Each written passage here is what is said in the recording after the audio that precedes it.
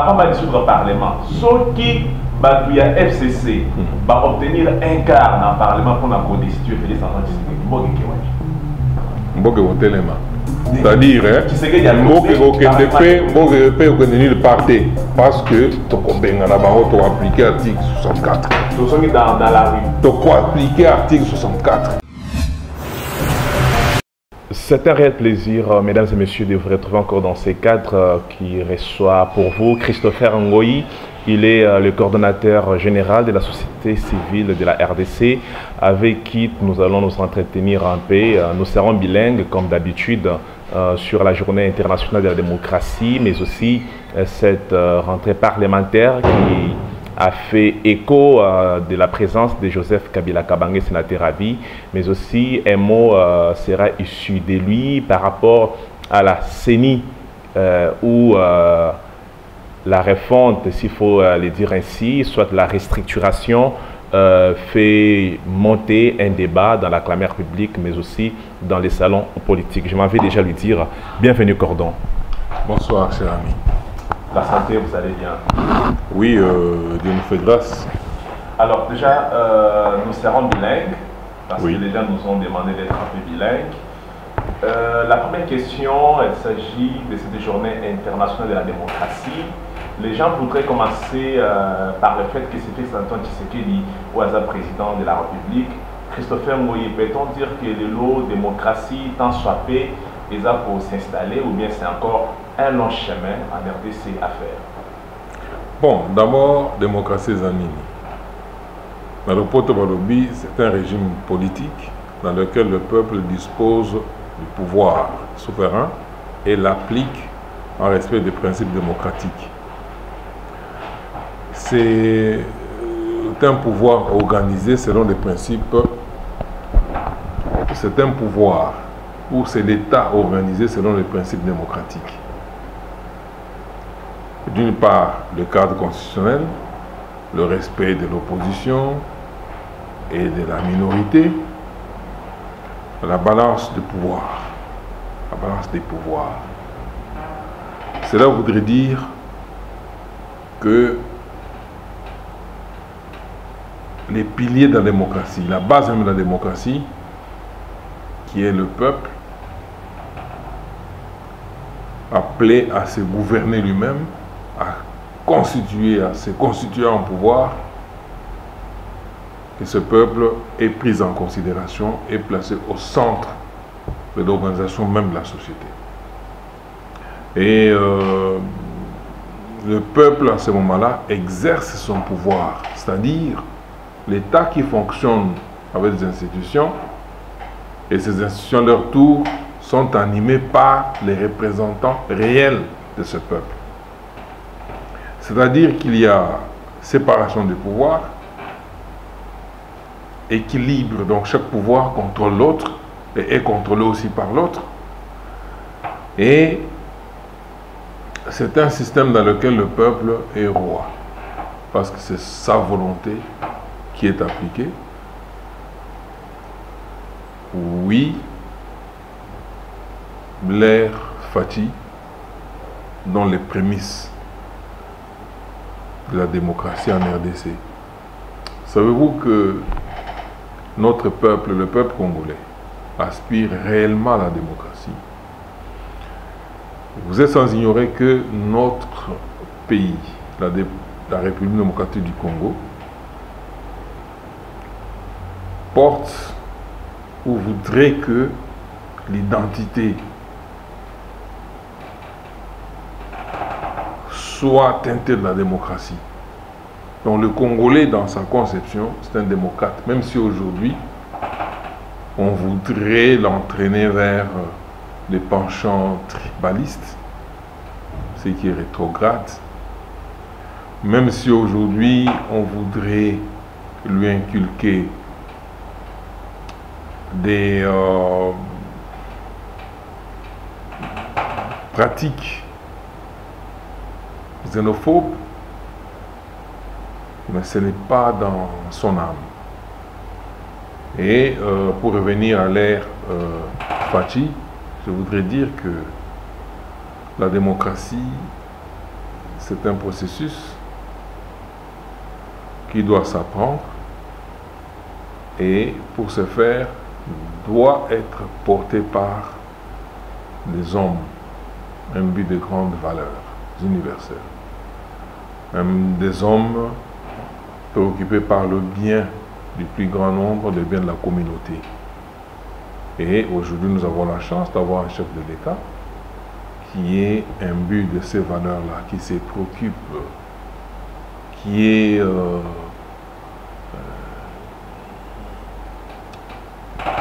s'occupe du sort vraiment du plus petit des Congolais. Oui. Alors, Papa Roland Dallot disait dans ses prédications qu'il fallait que Antoine Tshisekedi le en arail, parce qu'on parle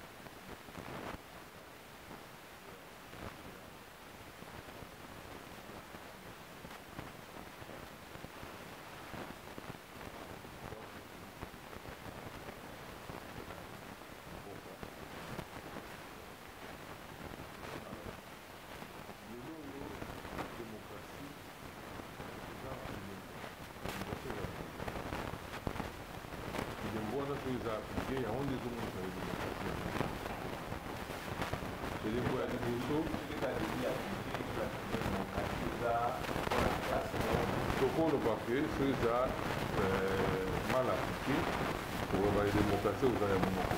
Mais nous avons dit vraiment. Dans le moment où, en tout cas, il faut être franc pour reconnaître que il faut vivre. Il faut vivre dans le régime comme si là, où il y a des Kangi, Félix Nelamba.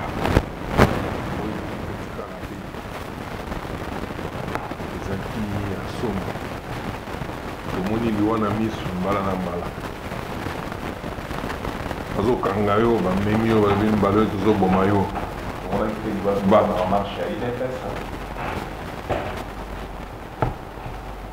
oui na bamarche police azala guerre moko azala excédé dépassé nini tout ça bon na kati kuna mpe bato mosusu bazana na maîtrise ya makambo wana te. Et puis, même le service, bon, les alliés, ils sont boyé, mais partout sous bazou, t'as ceux qui ont infiltré la police, pour on a relobé. Non, n'attend pas les alliés qui n'ont bateau, ils vont former pour nous ça là. On attend qu'ils vont infiltrer la police. Mais oui, il y a des gens qui infiltrent la police. Exact que discours, on a vu que n'attend pas Kabila. Nous avons vivre que nous avons quatre institutions à l'État. Mon conseiller, mon conseiller, Christopher, Baloto Obomayo. Ah ouais, là c'est fort. Baloto Obomayo, Obikate. Moutouazana, Zopé, sa ordre. Alors, Bindenga, Zawana, les beaux torturés. Et ça, il côté que par accident ou comment, non. On est institutionnalisé. Et puis aux autres, ils ont poison. Mais ils ont kufa. Tant qu'on dit va faire soigner vous montez, vous descendez, donc vous tirez la prison. Pourquoi? Parce que le tombe il faut là. On a vécu ça. On ne raconte pas des histoires. Et les loyaux, vous ne pouviez pas. En ce moment, nous sommes en train de faire signer la pétition. On a un bureau de gauche à droite. Au tourner boye, bendi boyo, kangi mutumongo et tout ça. Mais c'est parce que dans le moment où même tous les baboué. Quand tu es conscient que je peux ne pas rentrer. Pas cachon ni to éviter na kaisa so. Ya c'est à ma belle, kolo ya boy na boy. Ya belle kangama. Et belle kangama. Et tu es sur mi bi ba tu amabe. Nde bazo en evaka batu ko kende ko torturer bango. Mususu pe balingi botir bizali leona te parce que ba indice mususu zo l'exaké. Et ça même la batu mususu bazo ba cachon na banda ko na bango. Mais oui, il faut Bokonza Félix c'est tout ici ça m'a camoué sur wana.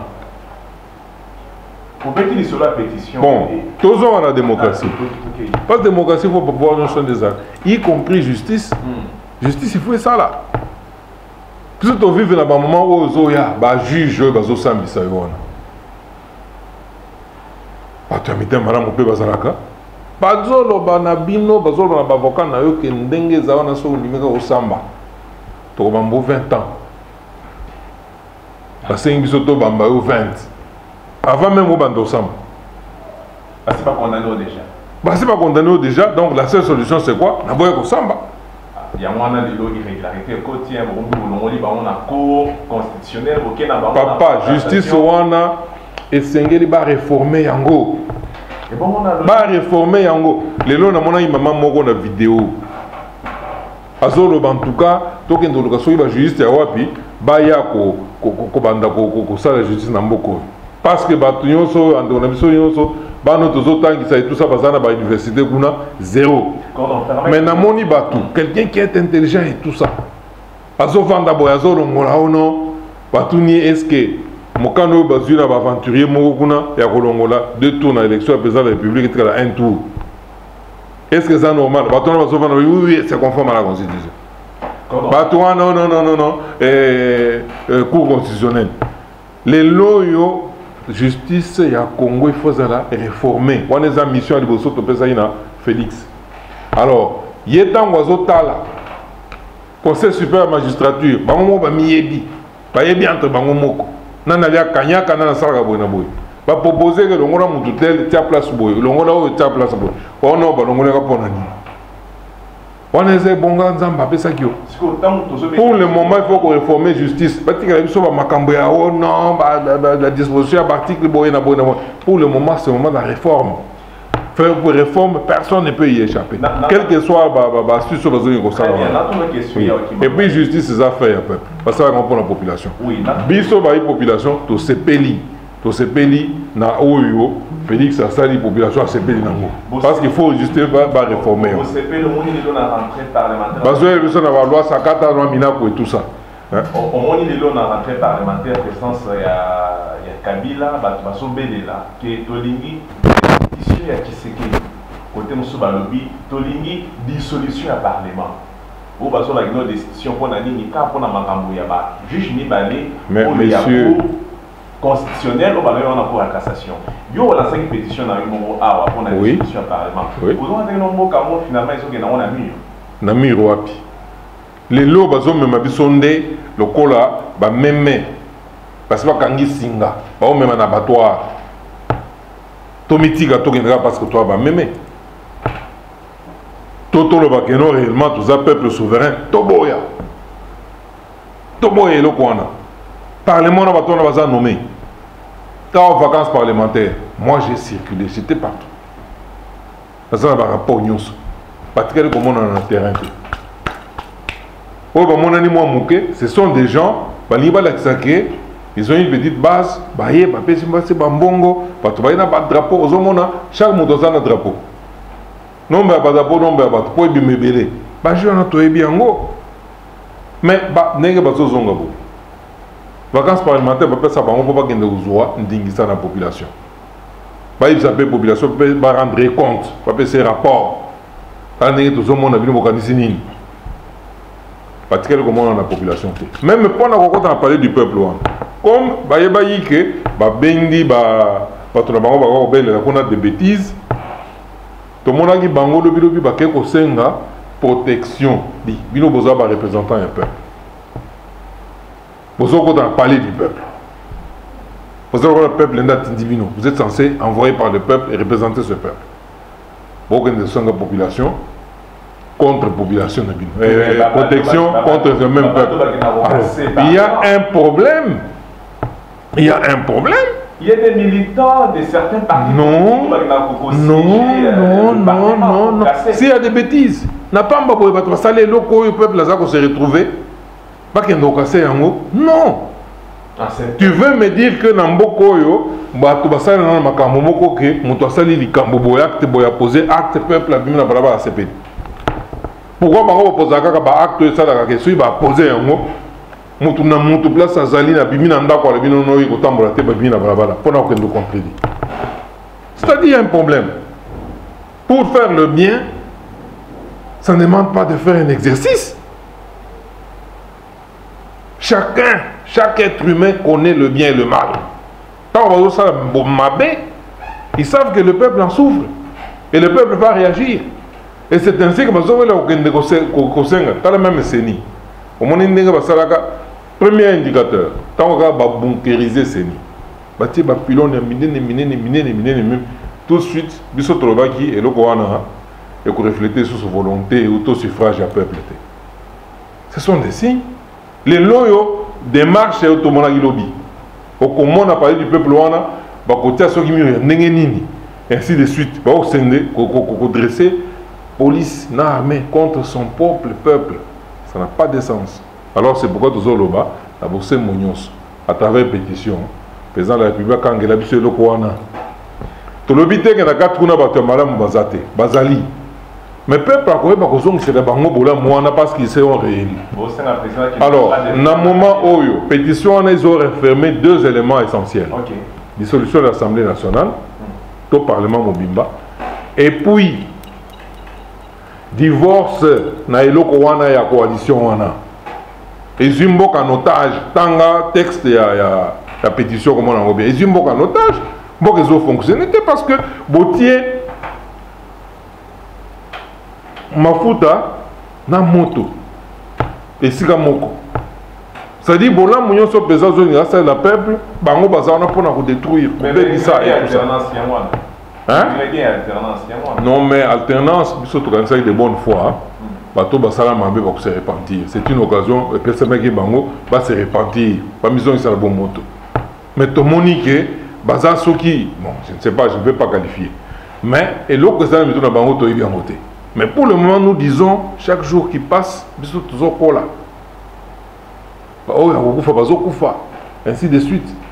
Parce que vie na brouillonté. Et nous sommes là pour tous là 5 années, il y a souffrance, on va souffrir, nous tous là qui après tout rectifier, mais entre temps, le moment que vous allez préparer déjà comment empêcher que nous ayons la normalité. En truquant tout, c'est ni pas boutiquer déjà, il va empêcher que la justice c'est ça, mais il va continuer à et tout ça.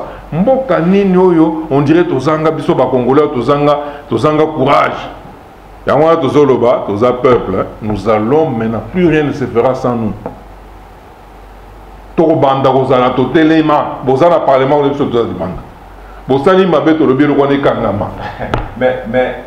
Christopher, oui. Tant où on a dit ma pétition, je pense que les démarches, des démarches politiques. Si on retourne et ça, démarche politique, ça dit quoi? En fait, déjà. Sur une population, à moni passe à Gangi, à moni passe à Léli. Sur une population, et le Kouana, et ça, tout le monde à l'Obino, et le Kouana en tout cas, on a représenté sur la société, comme ça, Magamboyo, et les autres personnes qui manifester, tout l'Obino, et comme une politique, finalement. Il y a Franck, même pour les Congo, qui démarche au Yayo, et ça soutenu par le cap pour les changements. Alors, on a la méthode, celui qui a l'hypothèse telle que. On va créer Zizani pour rien. Okay, bisous de la société civile. Nous n'avons aucun contact. Dans ma pétition, tout soutien Moko, tout Mongo et pour le changement. Non, on n'en a pas. Oui, loi et permettre biso et puis nous le faisons avec nos propres moyens. Ok. Hein? Vous avez infiltré. Nous ne sommes pas infiltrés. Si au cas où, et si lobby. Oui. Donc, il y a une irréalité. Et si lobby, parlement va dissoudre. Mais avant de dissoudre le Parlement, ceux qui il y a FCC va obtenir un quart dans le Parlement pour la destituer Félix Antoine Tshisekedi. Mboke Otelema. C'est-à-dire, Mboke parti parce que tu as appliqué l'article 64. Tu es dans la rue. Tu as appliqué l'article 64 directement, sans tarder. Dès que Bazo ça le Kwana Baozong d'abord. Mboke. Bayebi passe na biso bazo tenir compte en côté. Et tant au peuple a voté Mutoyo qui peut maintenant l'aider à passer moi Koseka. Pour na bango mitema et kangame baby. Ça sera une provocation à ton application 64. Est-ce que vous pensez que dans le moment où na yebisa ko na carte de pétition il y a deux éléments. Dissolution de l'Assemblée nationale. Na divorce à Fatina Batouana. Est-ce que vous pensez que c'est facile Tshisekedi a ses désolidarités? Akopona entre Batouana et le peuple. Entre Batouana et le peuple. Nous allons te contraindre. Le problème est que Kabila parce que nous n'allons pas accepter de mourir. Nous n'allons pas accepter que Mboke Koufa de la coalition. Nous n'allons pas accepter que chaque jour qui passe ici, les partenaires de la coalition,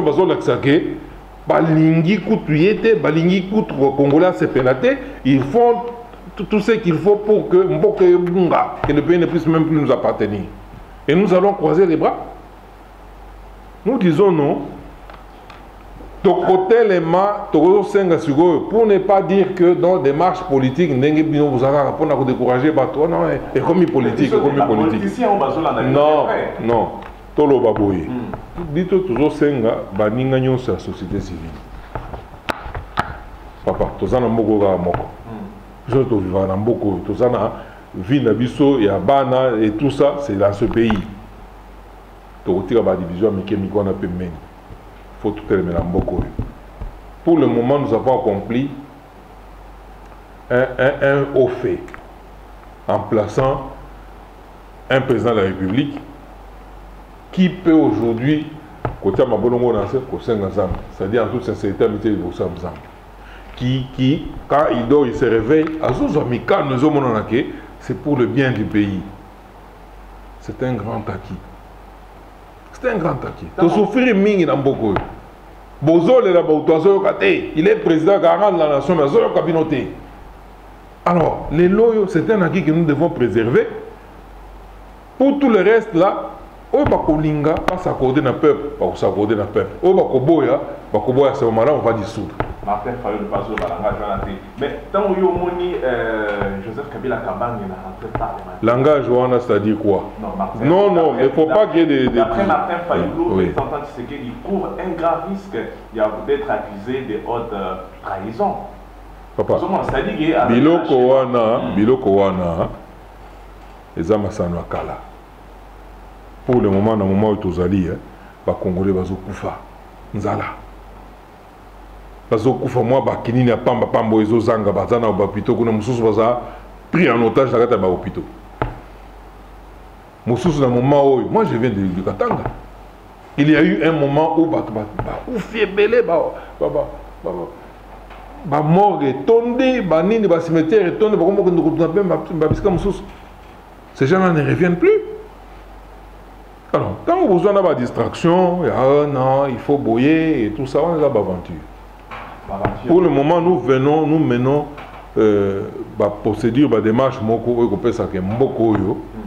et Ezoa, ce qu'on appelle Etomama.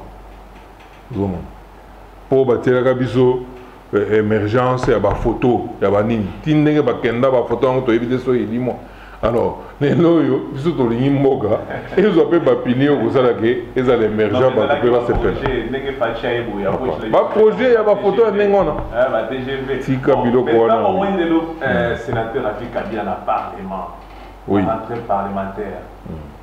Impressionnant aux amis. Non. Personnellement, Makansimi Balé, côté de Moutoulanga. Nathalie, je me dis, bon. Pendant qu'elle a été pourquoi? Ok. Soit alobi hein na ya en tant que sénateur na mitie nesika na ngai na tiki manso ya mabe na mitie nesika na ngai en tant que sénateur bon na ivandisa na tiki manso ya mabe soit aye alobi bon lokola tosi tolengeli baboule et que il faut esengeli ba parlementaire baza na bopikili ki ya ko appliquer ba biloko wana tikanga moko en tant que coach na mimonisa po na lakisa ke muto ko appliquer te na ozala sur place na contrôler je vais veiller papa soki ayebla nzela ya mibale o nazolo ba wana etali moko. J'espère bien, mais ce gars na ega na nzela mi balé oyo. Etali moko. Parce que mboko pose émergence hein. Ba conception ba photo. Ndeko na ngai te ko yeba que émergence ekoki jamais koya soki politique ya mboka et vandi malamu te. Soki peuple azo participer te na gestion ya mboka. Ce qui justice est vendaté. Oui, ils ont continué à pillage. Ce qui jamais meilleur c'est émergence royauté. Maintenant on a ce monde d'un côté bozo bomba partout. Parce que mbongo comme privatisé. Et si quand nous sommes mbongo quand on a caisse à l'État, va privatiser. Donc ce sont des individus qui ont des milliards. L'État est pauvre. Et ça même banda ko na kati ya ville ya Gombe. L'État a son mandat côté. En peu de temps seulement, ils sont à Bango. Mobutu a géré Mboko. Attaque au parti État, un père, et comment il parti État. Attaque la mandat sur l'État. Mais awa, des individus sont accaparés, il y a bien, il y a l'État. Et ils sont là, ils ouvrent même Minoko, Ponagolobake, Bango et tout ça. Mais non, c'est grave. Mais nous sommes sympathisants. Bazour n'a pas loi pour empêcher justice sur ça là. Alors que Bazour réformer justice, nous sommes Bazour ya oh non parce que Balongo linga place dans la qui na position comme ça li sabatunanga. Alors il faut pas destituer papa. Boni, il faut pas s'amuser. Beaucoup plus maintenant wapi. Non, on a besoin de ça me douter. J'ai fait plus de droits. Chadari. Non, amusez-vous, amusez-vous. Bah, il faut détruire permanence la Bango. Bon, nous avons polémique. Moi, je crois que Chadari, sur le plan de la démocratie, à Ebinga, tout le temps, na 5 ans, na dialogue à 5 ans. Alors, bananga, il y a s'acharner nanga na seni parce que Tolongola yo à 2 reprises. Pour ça l'élection au gagné Tolongolio.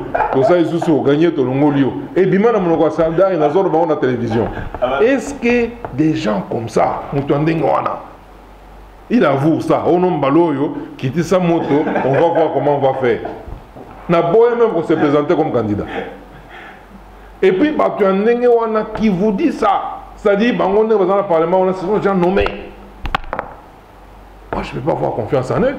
Et puis, dans la population, à travers la ville, à travers le pays, quand la population, moi, je ne suis même pas fâché. Quand la population est fulminée dans la colère, c'est pour dire que, en session en septembre, et ça, il y a un jeu nyonso. Voilà. Dengue bango ba dembali c'est bibundeli. Peuple déjà ça prend la pétition. Ça prépare qui na barabala. Et puis modèle Tokitaka. Hein? Oui voilà 2015. Et ça modèle on c'est-à-dire tant que to Tokiti, to kozonga te. Ce qui m'a solo changer te. To soit parti aux Zaga qui peut to aux Zaga candidat na. Ah bon entendeur. Ah bon, on va que ça s'allie. Aux alliés candidats, aux candidats, c'est ni namoni, c'est ni amon pe mbutu mutu makasi réforme, réforme ça va arriver à institution, finalement, mais quand on a fixé notre opinion, ma campagne seni. Baninga basangana ki na symposium, ba pesi ba orientation. Monsieur Tigali pe robakisa. Robakisa. réforme et qu'on salem. Mais, bah biloko yote, bah institution yote, ça sont des aventures. Ceux qui ont dit biloko on a tout ça. Bon, ouais, mais non mais arrêtons ça. Biloko on il faut tout changer yango. Pour le moment, Félix a condamné nous peuple a changé nous bah biloko. Parce que vous même besoin nulle part. Alors, ce qui est changé, le gouvernement a bien côté, l'Assemblée nationale a bien côté, to baoye bazawana babongoli makanisi. Parce qu'ils ont un choix à faire. Soit pour ça là, autorité morale, soit pour ça le peuple. Soit pour ça le peuple. Autorité morale, il y a Kinakati. Moko a autorité morale instituée par le peuple. Aza président élu au suffrage universel. Il n'y a pas d'autorité morale. Institué n'a pas qu'un. Voilà. Alors, soit par Ondima, passer le peuple, soit par Ondima, passer là, et ils vont choisir. Soit ils vont choisir que passer le Emei et le Koa Nagakasu, tout ça va congolais. Et Kokangama. Soit ils vont dire que passer le peuple et Kotika là, mais comme député, il y a peuple réellement. Au sein la bola, mon peuple là, c'est capé à se retrouver Bandeko. En tout cas, pris par le temps, nous sommes presque à la fin de cet entretien. Un petit mot, vite fait, par rapport à ce qu'on n'a pas peut-être dit ou ce qui a été dit, une façon de vous recadrer vous-même. Donc, écoutez, moi je crois que nous sommes des frères. Au moins, ce n'est pas pour nuire à qui que ce soit. C'est tout simplement parce que ce pays a un avenir. Nous devons le remettre sur le plan divin. Parce que Dieu, Nzambe, c'est que nous avons comme richesse. Alingaï que Congo est sur le paradis. Terre promise. Mais eza terre promise, eza paradis, les lobes congolais, comme on a même Babilini, parce qu'on fait la carte à maille, parce qu'on traverse, parce qu'on doit payer au là. Bazotika lola, bazotika or, bazotika diamant, bazotika cuivre, bazotika coltan, bazotika maï, bazotika inga. Mais c'est grave. C'est tout simplement parce que l'organisation est athée. Et l'organisation pour ça, madame, ça dit qu'il faut tous avoir un système politique où ça correspondre à l'ambition de l'ambition. Il faut tous avoir la démocratie où réellement, République démocratique du Congo, démocratie identité nabiso, il faut système nabiso tout perfectionner aux démocratie et vanda automatiquement beaucoup se développer au Fongwama. C'est tout ce que nous cherchons. Quand nous regardons toute notre vie, tout l'élection on a bitumba. Tokotika mboko na nani? Tokotika mboko yo en l'air to nini? Et vous allez venir nini pour na nabiso? Vous voyez que Mboko est très conforté. Et c'est pourquoi nous disons, plus rien ne se fera sans le peuple. Plus rien ne se fera sans vous, peuple congolais. C'est votre pays, mettez-vous debout. Ce n'est pas en croisant les bras ou en restant couché que les choses vont changer d'elles-mêmes. Non. Vous avez trop attendu, maintenant c'est vous. Vous devez vous mettre à l'avant-plan pour faire changer les choses. Et le bonheur vaut ce prix-là. Si vous ne le faites pas, vous choisissez Nzela et la facilité, eh bien, derrière la facilité, c'est toujours la souffrance. Tu souffrir, tu mingi, tu fond, on a mis tout tellement malheureux. Nous sommes des sacrifiés, nous sommes prêts pour le sacrifice. Parce que c'est maintenant ou jamais pour changer. Mboka, il faut échanger. Bah, institution, il y a un côté. Et coalition on a yangoté et c'est là qu'ici bah face na yangoté. Alors nous avons un président qui est là. Le président doit travailler directement avec le peuple. Pardon Christopher Ngoyi, merci beaucoup. C'est moi qui vous remercie.